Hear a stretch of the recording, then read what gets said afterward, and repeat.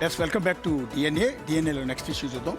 హైదరాబాద్ మరొకసారి భారీ మార్పులకు రెడీ అవుతోంది. ఒకవైపు డిసెంబర్లో ఫ్యూచర్ సిటీ మాస్టర్ ప్లాన్, మరొక వైపు గ్రీన్ సిటీ. దశాబ్దాలుగా అభివృద్ధికి దూరంగా ఉన్న గ్రామాలకు కొత్త ఆశ కనిపిస్తోంది. కానీ ఆంక్షలు ఎత్తివేయడం అభివృద్ధికి బాటలు వేస్తుంది, లేక పర్యావరణానికి ముప్పు తెస్తుంది? హైదరాబాద్ రియల్ రంగానికి గోల్డెన్ డేస్ రాబోతున్నాయి. రియల్ ఎస్టేట్ ఊపందుకోబోతోంది. పరిశ్రమలు క్యూ కట్టబోతున్నాయి. ఐటీ కూడా లేటెస్ట్ వర్షన్ తో దూసుకెళ్లబోతోంది. పరిశ్రమలు కూడా హైదరాబాద్ కు పరుగులు పెట్టడం ఖాయం. ఇదంతా గ్రీన్ సిటీ, ఫ్యూచర్ సిటీ పుణ్యమే అంటుంది ప్రభుత్వం. రాబోయే డిసెంబర్లో ఫ్యూచర్ సిటీ మాస్టర్ ప్లాన్ ను ఆవిష్కరించేందుకు ప్రభుత్వం వేగంగా అడుగులు వేస్తోంది. దీనికి తోడు దశాబ్దాలుగా నలుగుతున్న 111 జీవో పరిధిలోని 84 గ్రామాల్లో ఆంక్షలు తొలగించి అక్కడ ప్రత్యేకంగా గ్రీన్ సిటీ నిర్మించేందుకు ప్రణాళికలు సిద్ధం చేస్తోంది. అయితే 111 జీవో ప్రాంతంలో నిబంధనలు సడలించడం అభివృద్ధికి బాటలు వేస్తోందా, లేక పర్యావరణానికి శాపంగా మారుతుందా అనేది ఇక్కడ బిగ్ క్వశ్చన్. ఆ 84 గ్రామాల ప్రజల ఆవేదన వేరు. భూములు ఉండి కూడా అనుభవించలేక దశాబ్దాలుగా అనుభవించిన మానసిక నరకానికి ఇది ముగింపు కావచ్చు. కోట్ల వ్యాపారాలు, రియల్ ఎస్టేట్ భూమితో వారి జీవితాల్లో వెలుగులు నిండడం శుభ పరిణామమే కావచ్చు. కానీ ప్రకృతి విధ్వంసం జరిగితే ఆ శాపం మన తరువాతి తరాలు అనుభవించవా?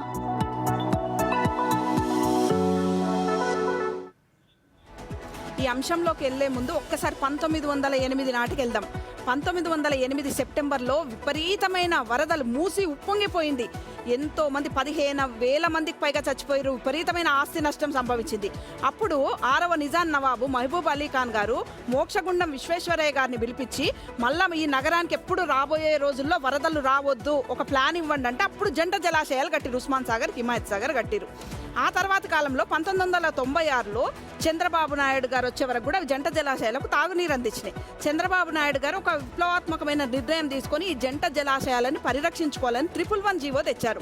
111 జీవో ప్రకారం ఏంది, ఈ జంట జలాశయాలకు సంబంధించి FTL ఫుల్ ట్యాంక్ లెవెల్ నుంచి 10 కిలోమీటర్ల వరకు కూడా మొత్తము బఫర్ జోన్గా పెట్టిరు. అంటే ఎక్కడ పెద్ద పెద్ద కన్స్ట్రక్షన్స్ ఉండొద్దు. ఎక్కడున్నా కూడా ఈ బయో కన్వర్జేషన్ జోన్లో 10% కన్స్ట్రక్షన్ ఉండాలి, మిగతా 90% కన్స్ట్రక్షన్ ఉండొద్దు. అదే కొనసాగుతూ వస్తుంది. ఆ తర్వాత కాలంలో ఏమైంది, 2016 నాటికి కృష్ణా జలాలు వస్తున్నాయి. మరో దగ్గర నుంచి కాళేశ్వరం నుంచి గోదావరి జలాలు కూడా వస్తాయి. కాబట్టి మనకి జంట జలాశయాలు అవసరం లేదు, 111 జీవో ఎత్తేద్దామని అప్పటి ప్రభుత్వము ఎత్తేసే ప్రయత్నం చేసింది. ఒక నిపుణుల కమిటీ కూడా వేసింది. అప్పుడు సుప్రీంకోర్టులో కొంతమంది పర్యావరణవేత్తలు కేసు వేసారు. అప్పుడు పర్యావరణవేత్తలకు సంబంధించిన కేసుకు సంబంధించి సుప్రీంకోర్టు ఏం తీర్పు చెప్పిందంటే 111 జీవో ఎత్తేసే ముచ్చటే లేదని తీర్పిచ్చింది. NGT కూడా అదే తీర్పిచ్చింది. తర్వాత కాలంలో ఏమైంది, మన ఇప్పుడు ప్రస్తుత సీఎం మన రేవంత్ రెడ్డి గారు 2023 ఎలక్షన్స్ కంటే ముందు ఒక మాట చెప్పారు. ఈ జంట జలాశయాలకు సంబంధించిన 111 జీవోని ఎత్తేస్తే ఈ మొత్తం హైదరాబాద్ మళ్ళీ ఫ్లడ్డింగ్ అవుతుంది. రాబోయే రోజుల్లో ఈ ఫ్లడ్డింగ్ని ఎదుర్కోవడం సాధ్యం కావద్దు. కాబట్టి 111 జీవోను కొనసాగించాలి. ఈ పార్టీ అంటే TRS పార్టీ ఎత్తేయాలని చూస్తుంది. అక్కడ దాదాపు 80% నిర్మాణాలన్నీ కూడా, 80% భూములన్నీ కూడా అంతా కూడా బడాబాబుల చేతిలో ఉన్నవి, రాజకీయ నాయకుల చేతుల్లో ఉన్నవి, రియల్టర్ల చేతిలో ఉన్నాయి. కాబట్టి నేను ఎట్టి పరిస్థితుల్లో అంగీకరించా అన్నారు.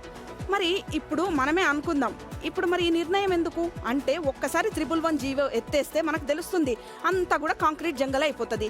కాంక్రీట్ జంగల్ అయిపోయినప్పుడు నీళ్ళు ఎక్కడ పోతాయి? నీళ్ళు అనేది ఎప్పటికి కూడా తన వచ్చిన దారి మరవవు అనేది పెద్దలు చెప్తున్నారు. మరి నీళ్లు వచ్చిన దారి మరవకుంటే 1908 పునరావృతం కాదా? 1908 సిచ్యువేషన్ ప్రకృతి తెచ్చింది. కానీ ఒకవేళ ఎత్తేస్తే రాబోయే రోజుల్లో అట్లాంటి ఫ్లడ్డింగ్ వస్తే అది మానవులే కారణమవుతారు దానికి. ఎస్, ఖచ్చితంగా రమాదేవి చెప్పినట్టుగా ఈ 111 జీవో ఎత్తేయటానికి ఎవరు కూడా యాక్సెప్ట్ చేయరు. ఈవెన్ కేసీఆర్కి కూడా తెలుసు. కానీ ఎన్నికల స్టంట్లో భాగంగా రంగారెడ్డి పరిధిలో ఉన్న ఎంటైర్ ఉన్న ప్రజలందరినీ సాటిస్ఫై చేయడానికి వాళ్ళు భూముల రేట్లు పెరిగితే ఆ సీటు గెలవచ్చు అన్న 2-3 సీట్లు దాదాపు ప్రభావితం చూపిస్తుంటాయి. వాటికి చూసి ఆయన అప్పుడు 111 జీవో ఎత్తేస్తున్నట్టుగా క్యాబినెట్లో అనౌన్స్ చేశారు. ఆయనకు కూడా తెలుసు ఇది అవ్వదు అన్న విషయాన్ని. కానీ ఆ తర్వాత ఆటోమేటిక్గానే సుప్రీంకోర్టుకి వెళ్ళి స్టే వచ్చేసింది. ఇన్ కేసు మళ్ళీ ఇప్పుడు అదే ప్రతిపాదన తీసుకొస్తే 130,000 ఎకరాలు దాదాపు ఉన్నట్టుంది ఆ 111 జీవో పరిధిలో. అవన్నీ రియల్ ఎస్టేట్ వెంచర్లు అయిపోతాయి. ఆకాశాన్ని అంటే 50 అంతస్తులు 60 అంతస్తుల అపార్ట్మెంట్లు కట్టేస్తారు. అయితే వాటి నుంచి వచ్చే వేస్ట్ వాటర్ అంతా ఇటుపోతుంది. ఒకసారి ఆలోచించండి. ఆ వేస్ట్ వాటర్ అంతా తిరిగి తీసుకెళ్ళి మళ్ళీ జంట జలాశయాలు, ఉస్మాన్ సాగర్ కావచ్చు, హిమాయత్ సాగర్, ఈ రెండింటిలో కలిపేస్తే ఏమవుద్దంటే హైదరాబాద్కి ఇప్పటిదాకా హుస్సేన్ సాగర్ ఒకటే ఉంది. ఇక నుంచి ఉస్మాన్ సాగర్ ఒక హుస్సేన్ సాగర్, దీంతో కవల పిల్లల్లాగా దీనికి అటాచ్ అవుతూ ఉంటాయి. ముగ్గురు అక్క చెల్లెళ్ళలాగా తయారవుతారు ఇక్కడ. ఇది హిమాయత్ సాగర్ ఒక హుస్సేన్ సాగర్కి ప్రత్యామ్నాయం ఇది ఒకటి. మొత్తం మురుగునీటితో నిండిపోతాయి. హైదరాబాద్కి తాగునీటిని అందించే అతిపెద్ద జలాశయాలను పాడు చేయకుండా ఉండాలంటే దయచేసి ఈ త్రిబుల్ వన్ జీవో ఎత్తేయద్దు. రెండోది, ఇప్పుడు ల్యాండ్ బ్యాంక్ కావాలంటే, డెవలప్మెంట్ కావాలంటే ఇప్పుడు Revanth Reddy regional ring road వరకు పట్టుకెళ్ళిపోతున్నారు. Regional ring road up to Shadnagar దాకా పోయింది. ఇటుపక్క పోలిస్తే అక్కడ చాలా దూరం వైపు వెళ్ళిపోతుంది. అక్కడ వరకు ఎక్స్పాన్షన్కి కావాల్సినంత సిటీ ఎక్స్పాండ్ అవుతుంది. రెండోది, రేవంత్ రెడ్డి కలల ఫ్యూచర్ సిటీ, కలల సిటీ, ఫ్యూచర్ సిటీ ఉంది. ఆ ఫ్యూచర్ సిటీని డెవలప్ చేయండి. అక్కడ కావాల్సినంత ల్యాండ్ బ్యాక్ ఉంది. ఎంత దూరంగా తుక్కుగూడ నుంచి తిప్పి కొడితే 10 కిలోమీటర్ కూడా లేదు అది ఫ్యూచర్ సిటీ అనేది. అంతా డెవలప్ అవుతుంది.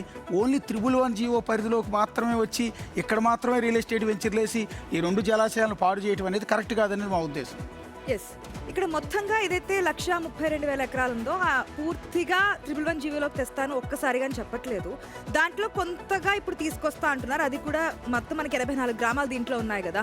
దీంట్లో ఏంటంటే 6 నుంచి 8 గ్రామాలు తీసుకొస్తాము. ఇంతకుముందు రమా గారు చెప్పారు కదా, వాటర్ మనకి ఇట్లా స్టోరేజ్ అయిపోతుందని. ఆ వాటర్ స్టోరేజ్ లేనట్టు విధంగా, అట్ ద సేమ్ టైం భారీ పరిశ్రమలకు కూడా అవకాశం లేని విధంగా డిశ్చార్జ్ ఏదైతే మనకి తెలుసు కదా, వ్యర్థాలను తీసుకొచ్చి అక్కడ వేసేస్తుంటారు. దానివల్ల మనకి జలాశయాలన్నీ కూడా కంపు కొడుతున్నాయి. లేదంటే కనుక వేస్టేజ్ అంతా అక్కడ ఉండిపోయి ఇప్పుడు మనకి పర్యావరణాన్ని ముప్పు వాటిల్లే విధంగా ఉంటున్నాయి కదా.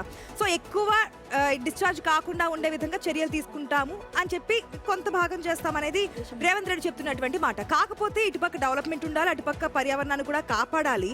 దాంట్లో భాగంగా చేస్తున్నారా, లేదంటే ఇది కూడా ఈ 2 జలాశయాలు మనకి ఏదైతే ఉస్మాన్ సాగర్, హిమాయత్ సాగర్, మరొక హుస్సేన్ సాగర్లో తయారవుతుందా, దానికి తయారు కాకుండా ఉండే విధంగా ఏమైనా చర్యలు తీసుకొని ముందుకు వెళ్ళబోతున్నారు రేవంత్ సర్కార్ అనేది చూడాలి. కాకపోతే అక్కడ ఉన్నటువంటి 84 గ్రామాల ప్రజలు సాటిస్ఫై చేయాలి. వారికి ఇప్పటి వరకు భూమి ఉంది కానీ వాళ్ళు ఎటువంటి ఫెసిలిటీస్ కానీ లేదంటే ఎటువంటి ఆదాయం కానీ తీసుకోలేకపోతున్నారు. కాబట్టి వారిని సాటిస్ఫై చేయాలని చెప్పి ఉన్నటువంటి ప్రభుత్వాలు ప్రయత్నాలు చేస్తూ ఉన్నా, బట్ ఇప్పటికిప్పుడు ఉన్నాయి కాదు కదా, ఫ్యూచర్ గురించి ఆలోచించి ప్రజలకి నష్టం లేకుండా ఉండే విధంగా ముందుకెళ్ళాలి. ఎస్, ఖచ్చితంగా.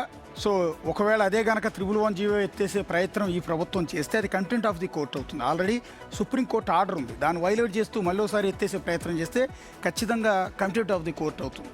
రెండోది, ఇక్కడ ఈ సందర్భంగా క్వశ్చన్ రైజ్ అవుతుంది, డెవలప్మెంట్ అండ్ పర్యావరణం రెండింటిని బ్యాలెన్స్ చేయగలరా అని. ఇంపాసిబుల్ అనే ఇప్పుడు